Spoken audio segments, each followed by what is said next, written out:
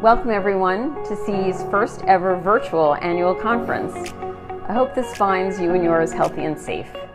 The stress to our community of teachers and students, as well as the negative impact to the economic and physical health of our broader communities, has been daunting, frightening, disorienting. At CE, our paramount concerns first were the health of our own staff, followed immediately with getting our teachers the support and the help that you needed. As all of you had to make quick adjustments and improvise on the fly, we could do the same and match your resolve and creativity. We have and will continue to support you. Among our efforts, our staff developed a new webinar, online learning utilizing the Google Classroom. We heard high praise on that. And by the way, our Google Classroom is now named Green Umbrella. We expanded our existing webinars and developed new ones. There's one every day this fall. We introduced an innovative webinar series focused on culturally responsive teaching, where we look at how to develop a meaningful dialogue around embedded inequities and how to foster a sense of personal agency and hope in all of our kids. Our subjects are perfect for that. And we expanded into a virtual venue to connect our nation's girls to our Invest in Girls programs, where they met girls from around the world and together learned about the global economy and their futures in it. Virtual will be a great assist in growing our IAG program going forward. Speaking of our kids and their teachers, so many of you had invested so much time in preparing for our two national competitions in economics and personal finance. We were determined for a way to hold the finals, and we did. Within 2 months, we had gone to fully online competitions. The kids had a great time, even if it wasn't quite as good as in person. Thanks to the over 800 teachers who attended our first ever virtual Summer Institute, and for your great reviews. In addition to all the activities, we surveyed you, our teachers, to get a better understanding of what is troubling to you and where you need the most help in this shifting and insecure environment. We hope that we are on course. Your feedback has been helpful and encouraging. We want to continue to hear directly from as many of you as possible, so we really hope that you'll fill out all the surveys at the end of this conference. Of course, we are all eager to return to an in-person format for the sake of our kids and the value of personal exchange. But we are also learning a great deal through this. We are gaining a deeper understanding of economic inequities and the power of economic analysis in addressing these. We're capitalizing on virtual as a tool to broaden our reach and access more teachers and more students. And we are re-envisioning the future so that we can deliver concrete products and survival skills for teachers and their students and their families. Since the outset of the crisis, I've recorded a few talks to our kids. I tell them the story of an outdoorsman in Montana who was deep in wilderness territory when he stumbled upon a grizzly mom and, worse, her cubs. Suffice it to say, she attacked him twice in 30 minutes. He walked out of there, not because he was stronger or tougher, although I imagine that helped a bit, but because he had two things in his possession: knowledge and skill. The economic upheaval brought by this virus is our grizzly. Economics and personal finance education are the survival skills that CE provides to our kids. With these tools, they can walk into the wilderness or the global marketplace with confidence and a sense of sturdy hopefulness. They too will know what to do to make it home. And making it home is the project for all of us in 2020. Now it is time to introduce our speaker today, an extraordinary friend to CE and myself, Sharon Epperson. And I'll let you all in on a little secret. My guy has a huge crush on Sharon. I think we all do. It does not suffice it to say a little for Sharon, but it is almost impossible to encapsulate such a varied and rich life in a meaningful way. Her accomplishments, awards, books, articles are remarkable and would require its very own study group. A Harvard and Columbia University graduate, to say today she is among the 12 to watch in TV news. She can regularly be seen on CNBC and other media platforms. Her personal finance expertise is featured in numerous publications, including the Wall Street Journal and Washington Post. And with all of this, she took time to prepare remarks for us and be with us here today. She's personally even greater than her resume suggests. She has a story about resilience that is very compelling and should help us all in these times. We are truly grateful and eternally impressed. Nan, thank you so much for inviting me to speak at this conference, and thank you also for your work as a member of CNBC's Financial Wellness Council. We greatly appreciate including your expertise as part of CNBC's Invest in You, Ready, Set, Grow financial wellness initiative in partnership with Acorns. You're providing some strategies and tools to help educate our viewers and our readers to improve their financial futures, and that's so important to all of us. We thank you. I've worked with the Council for Economic Education for many years as a former board member, a personal finance advocate, and a journalist. And I know that the surveys that CEE conducts about the state of financial education and the resources that it provides to educators are best in class. I also know that now more than ever, teachers need these resources for themselves, for their students, for their families in the community that they work in. My children are in high school. My daughter is a sophomore, my son is a senior, and they remember very well life before COVID-19, and they're now grappling with the changes to their academic, athletic, and extracurricular experiences as best they can. But as my daughter pointed out the other day after babysitting a second grade boy and a girl who's in kindergarten, there are many children in this country who don't know anything other than COVID-19. That is their entire educational experience. It's been consumed by dealing with disruptions and transitions that encompass all of our lives during these times. Over the past 6 months, the professional, the personal, the financial lives of millions of Americans and people all over the world have changed dramatically. No one, or certainly very few, anticipated the coronavirus pandemic would devastate the world to this degree. So what do you do? How do you plan for something that's so very unexpected? How do you recover? How do you stay positive? How do you become resilient? Well, I've never been through a pandemic before, but I have had my life come to a complete stop, forcing me to reevaluate, to readjust, and to reset my life plan. I want to show you a little bit about what happened to me. Reporting on how to manage, grow, and protect your money is what I do. The bottom line is you probably need to be saving more than you're saving right now. Planning for the unexpected is critical. That I know, because it happened to me. The day started like many others, making sure my son and daughter got off to school and coordinating schedules with my husband. Then I went to exercise before heading to the studio. I lifted some weights, started stretching. Suddenly, I felt incredible pain. The worst headache of my life.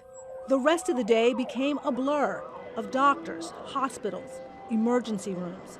Scans and images revealed bleeding in my brain. A bulge in the wall of a main artery there had burst.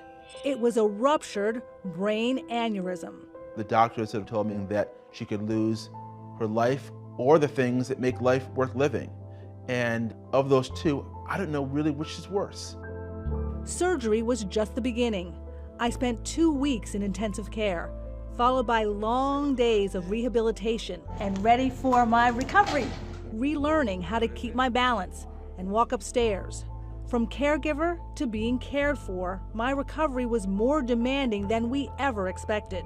Suddenly you're immersed in this medical frenzy of making choices that could define your life and your family and your future. And getting back up to speed on running my family's finances took time. Thankfully, I had planned ahead, something financial advisor Stacey Francis says many fail to do. The number one reason for bankruptcy is actually medically related. So if you're not preparing, you could be putting yourself in a disastrous situation of having to use credit card debt, even going into your retirement plan. Ample emergency savings and disability insurance helped pay the bills while I was out of work, and is why preparing for the unexpected is something all of us need to do. Make sure that you have at least 3 to 6 months of your living expenses. The next thing, look at your disability insurance. Does that pay you enough that your financial situation would still be comfortable and secure? And finally, make sure that your estate planning is updated. The steps I took before my brain injury allowed me to spend time with loved ones instead of worrying about money. My family and friends helped me get stronger, encouraged me to walk farther, and cheered me on as I reached another milestone in my recovery, finishing my first ever 5K race. This was the first race she'd ever done. And the fact that she prepared for it through illness, that was sort of an amazing moment. So now that was truly an amazing moment. I wasn't on a track team in high school or college, so just finishing that race felt like winning an Olympic medal. I did that race 3 years ago, and I've done it every year since. I finished my fourth 5K race, mostly walking, I have to admit, and wearing a mask, and I did it earlier this month. And each time I've done it to help raise money for the Brain Aneurysm Foundation, which has been instrumental in helping me in my recovery and in funding much needed research to prevent aneurysms and to improve treatments for millions of patients.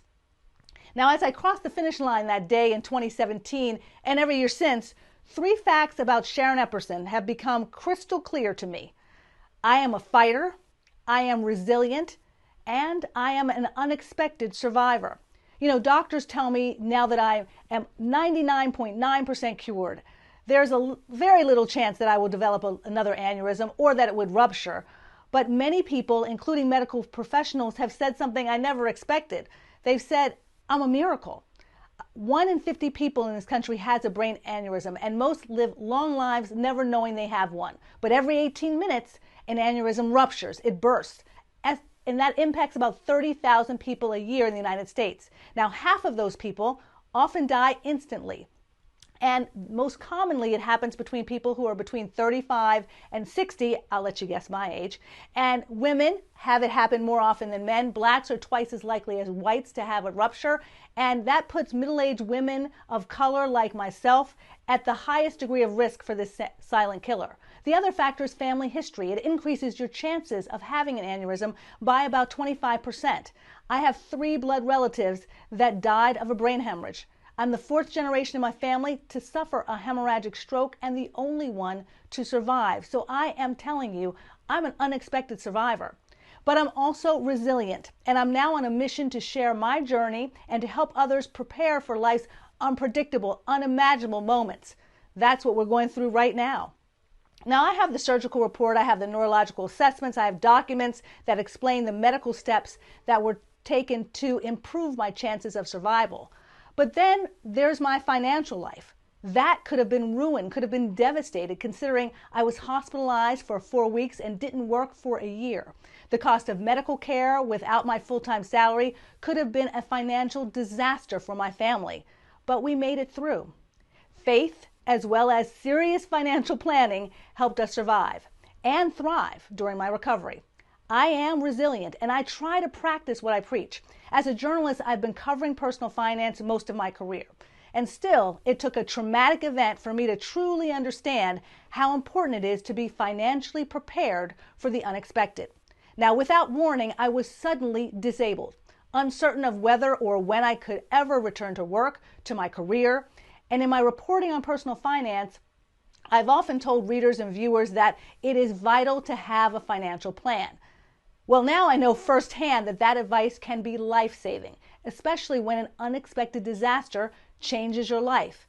And this pandemic is an unexpected disaster. You know, in order to be resilient, you have to also, though, allow others to help, to bring others in, to bring your loved ones up to speed on your financial life while you're well, in case that you are unable to do so. And if you're hit with a medical emergency and become disabled, you want to make sure there are others who know about your financial life to help. My husband and I had planned ahead. My sister was involved in our financial lives and knowing about that as well. But there are also 5 important moves that we made together to help protect our financial lives during a life-threatening, life-changing event. The first thing we did was enroll in a comprehensive health plan. My husband and I are both eligible for health insurance through our employer, and our family is on my husband's plan. Now, having health insurance through your school or your school district is one of the greatest financial assets that you can have. And if you're self-employed, you can get health coverage through the individual health insurance marketplace. If you're overwhelmed by all of the choices out there, and going to healthcare.gov can really help you narrow down your choices. You can also contact an independent health insurance agent to explore your options. The second thing we did was that we set aside an ample emergency savings. I know you talk to your students about this all the time. Many financial advisors also suggest that you have this rainy day fund to cover at least 3 to 6 months worth of living expenses. But a medical emergency, a pandemic as well, can feel more like a hurricane. It's like having the largest stash of cash that you could possibly have. Will that still even take care of all of the expenses that you have to take care of? Well, I have to say that I believe it's important to just start small, because then it doesn't feel as overwhelming. I started building my savings by putting aside 5% to 10% of my pay each month and slowly working my way up to 20%.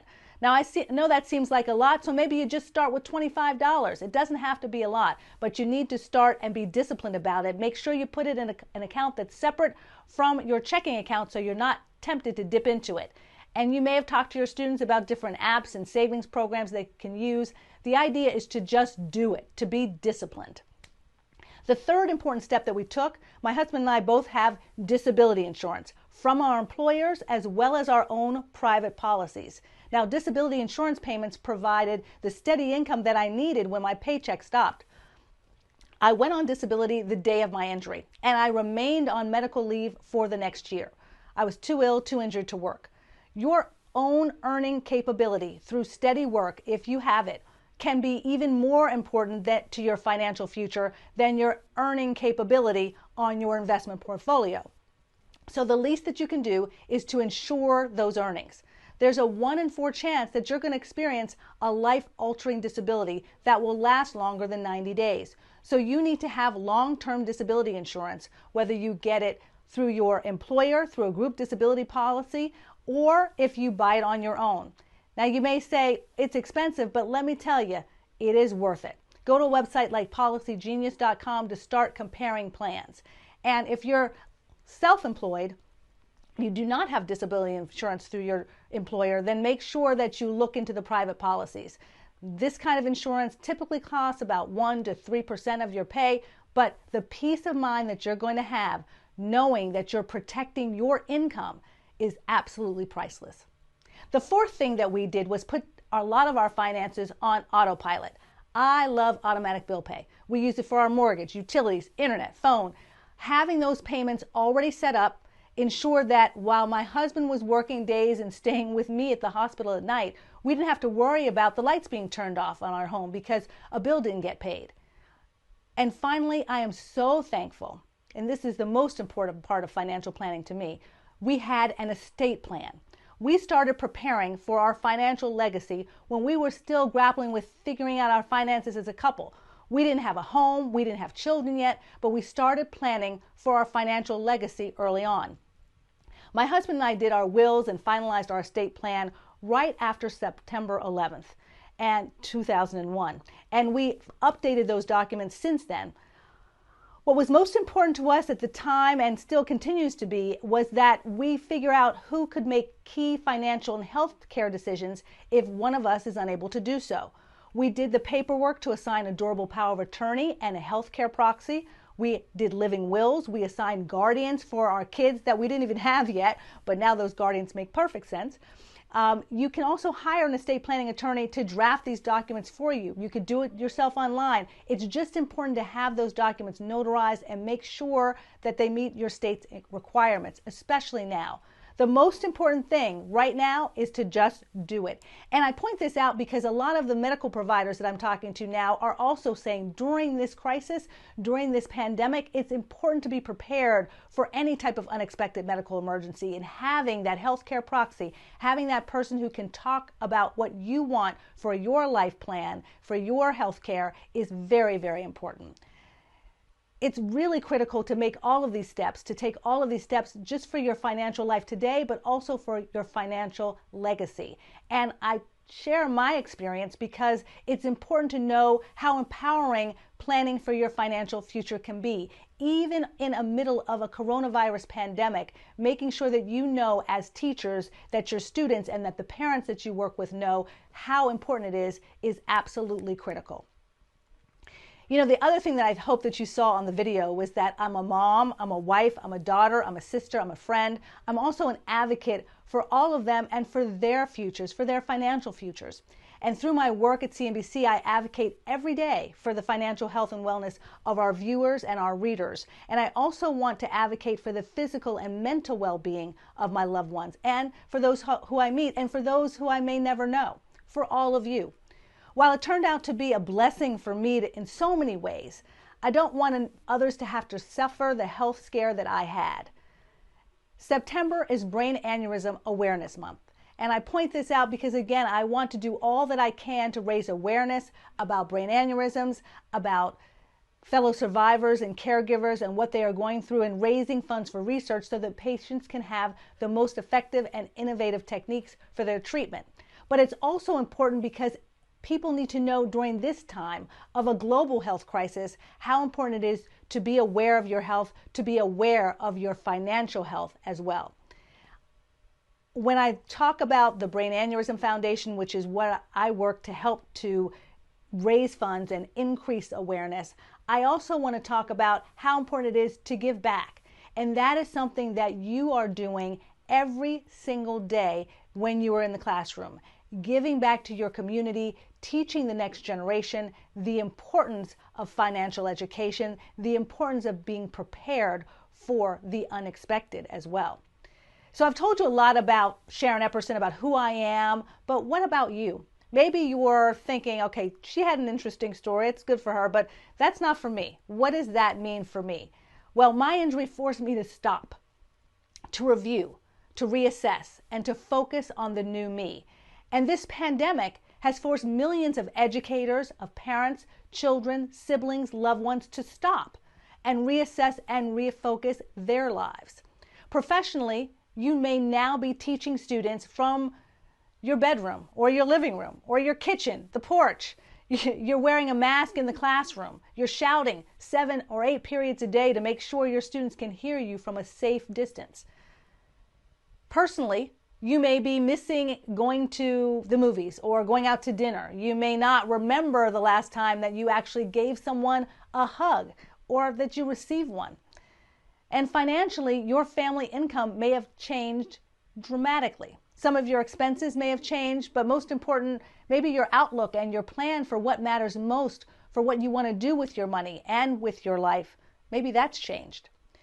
You may have lost a friend or a family member to COVID, or you're just empathizing with the hundreds of those Americans, the hundreds of thousands who have lost their lives or are recovering from the virus. You know, you don't need to wait for a medical emergency to force yourself to review and reassess your finances. You don't need to wait for a pandemic, but we're in one now, so just do it. You're educators. You have the power to influence and teach positive financial lessons to your students by sharing your own challenges and triumphs. You also have the opportunity to live and breathe the money wisdom, the lessons that you share, and you must truly believe in the material that you're teaching. Eventually, your students will be able to tell you and tell themselves if you're just churning out facts and figures, or if you actually subscribe to your own advice. You have to practice what you preach. And I'm telling you my story because if I had not practiced what I preached for so many years, if I'd not taken the financial advice that I've shared with millions of viewers and readers over the years, if I hadn't done that, well, I'd be too busy to be here with you because I'd be working 5 jobs trying to claw my way out of financial ruin. Life lessons are always good. Sometimes we have to learn them the hard way. But I'm here to tell you that there is an easier way because I already learned the hard way, and I am grateful for all of it. But what can you do now to be resilient during these trying times? Being mindful is the essential first step. When it comes to dealing with life's challenges, whether they're professional challenges or personal challenges, financial challenges, you see that word mindfulness everywhere nowadays because it is so important. Many schools are talking about it, having mindfulness classes. Professionally, if you're not mindful about your students and their families, then you're in your own bubble, and it is likely going to reflect on whether or not they're able to understand and retain the information that you're teaching them. The core of what you're teaching them about the economy and personal finance should answer some of the important questions that they already have about their own finances or their family's money. And it should give them financial tips and strategies that may be very useful to their lives when they become adults. What do students need to know that can help them right now? Well, be mindful of what matters to these children and their families. Be mindful of what matters to you. Focus not just on who they are right now, but who do they want to be? And don't just focus on who you are right now, but who you want to be. Set your intentions daily. Tell your students to do the same thing. Plan your day, envision the goals that you want to achieve for the day. What is your immediate goal? Is your immediate goal as an educator to improve your content, to build your resources, to make new connections? You can do all of that with the help of organizations like the Council for Economic Education. When you set your intention, perhaps it's more about your attitude. You no longer want to beat yourself up for not having the perfect lesson plan that you thought you would have by now, or you don't want to fight with your principal or your department chair or a co-teacher about the best way to move forward with your plans. You want to find peace. Set the goal and then devise a plan to reach it. Whatever your goal, staying focused, it's not always easy. At least it's not for me. But I had a revelation one day when a yoga teacher actually told me, told the class, to remember to stay on your mat. She said, stay on your mat. And that resonated with me tremendously. I thought, don't worry about what other people can or can't do. Block out the distractions. It can be challenging, but when you focus on what you can do and what you want for your students and what you want for yourself, try to do that. Try to do that when it comes to your loved ones, to your career, to what you want to see out of your colleagues and your friends and your parents that you're working with. Don't compare where you stand next to them. It's about you. Stick to your goals, stay on your mat, and be thankful. You know, I'm an unexpected survivor. So many people did not expect me to make it. So I constantly am thinking I have so much to be thankful for, to be grateful for. And one of the things that I'm most thankful for is to be able to be here at this conference. Maybe you're thinking the same thing, the connections that you've been able to make, the people that you've been able to hear from as an educator. It's helped your professional and your own financial life. So being thankful is so important. It's an act of gratitude, and it is transformative. There's something that I say to myself to keep myself on a positive path, to make sure I'm more resilient. I say it often. Be present, be mindful, be grateful. Even in the middle of this pandemic, I think it's been wonderful to be present in this moment, to be mindful of what it has taken me to be able to be here to share my story. And I hope that's been meaningful to you. I'm grateful to have the opportunity to spend this time with all of you. Be present, be mindful, be grateful, always. Thank you so much for listening. I really appreciate it. And now I'm actually going to take some of your questions. The first one, what experiences or knowledge in your life most helped you during this difficult time? During this pandemic, I've been thinking a lot about what it was like to not know what the next day was going to look like. How do you know when there's so much uncertainty? How do you move forward? And what helped me was my faith, was knowing that I may not know what's in front of me, but I have to keep going. And some of the tactics that I used when I was recovering, I still use now. And that includes taking a daily walk. That includes meditating, reading, clearing my head of all the noise out there. And there is so much noise in keeping up with the daily statistics on cases of COVID-19, on keeping up with what's happening with the economy, on keeping up with the political situation in our country. But at some point, you just have to be. Just have to be. So keep that in mind. Be present, be mindful, be grateful, just be. Next question. Is it difficult to remain optimistic as the end date of the pandemic is not clear and it seems like it's getting pushed out further than many of us expected? How did you keep your spirits and resolve up in the face of no certainty? Well, there's definitely not a lot of certainty when it comes to a brain injury. You never know what's going to happen. You never know how quickly you're going to recover or what parts of your brain are going to recover first. So I never knew necessarily from day to day how I would feel. And that was extremely difficult for someone who's used to going 24/7 at 110%. You have to slow down and you just have to focus on what you can control. We are not certain when this pandemic is going to end. We're not certain what that's going to mean for our schools, for our community, for our students, for our own lives, but we have to focus on what we can control. You're excellent educators. You have great strategies, tools, resources, and content to share with your students. Focus on that. Do what you do best, which is teach your students how they can cope with unexpected times and grow their finances, perhaps even in the middle of this pandemic. Let them know how important it is to understand about deferred gratification, about needs versus wants, about prioritizing what's most important in your financial life. This is the time when that is critically important for everyone to know. The next question is a long one, but important because many people are thinking this. Many people complain about the lack of personal finance education in secondary schools, while many teachers bemoan that students won't remember it anyway and don't have any concept or experience with money to really understand personal finance in high school. What is the balance between those two ideas to make it approachable but also meaningful in a high school or a younger setting? And that comes from Lauren, who teaches economics, microeconomics, and sociology at the high school level. Lauren, thank you so much for your question, because it's important to understand that what you're doing, the research shows that kids who learn how to manage money when they're young, they're going to be able to better handle their finances as adults.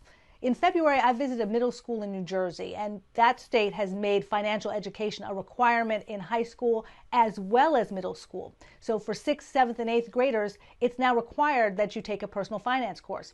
The principal that I met at Roosevelt Middle School in West Orange, New Jersey, he had already started, though, offering financial education on Saturdays a few years before.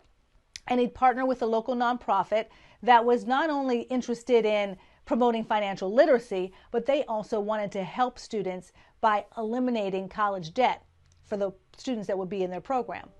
So in this program, the students who excel or win a final competition, they can earn something. They can earn as much as $1,000. And they receive 20% of that money in cash, but 80% goes into their existing or a new 529 college savings account. How about that? So an 8th grade student in the program said she and her classmates, they not only learned the fundamentals of money management, investing, saving, budgeting, donating, but it also incorporated some real life aspects into managing their money. They had to have a competition where they had to figure out how to lower their energy bills, how to lower their gas and their water bill. And by meeting and excelling in those financial challenges, the students were able to earn money that they could put toward a 529 plan. So she not only learned life skills in terms of managing money, but she also was able to invest some of her winnings in a college savings account, and she even took a little and opened an E-Trade account with her dad. That's just fascinating to me that, students are able to learn some real life lessons because, as she told me, when you go to college, you're living without your parents. You have to be able to figure this out. And there have been studies that have shown that a state-required class on personal finance has an impact on the money moves that young people make in their future. At Montana State University, they've found that financial education graduation requirements increase applications for financial aid. They also improve the likelihood that you're going to receive a grant, not have to borrow money. And they also increase the fact that you're going to accept a federal loan over a private loan. All of that is very important to borrowing. The other thing that they found was that financial education decreases the likelihood that you're going to hold credit card balances. And having that education reduces the high cost of private loans that you decide to take out. So by teaching economics and personal finance, all of you are teaching lifelong skills. They're going to impact your students' financial future for decades. And that is such a wonderful gift. I am so honored to be a part of this day and to be able to speak with you and to be able to thank you for the work that you're doing for your students. Your work is needed now more than ever. Thank you so very much. Please be safe, take care, be well, and be resilient.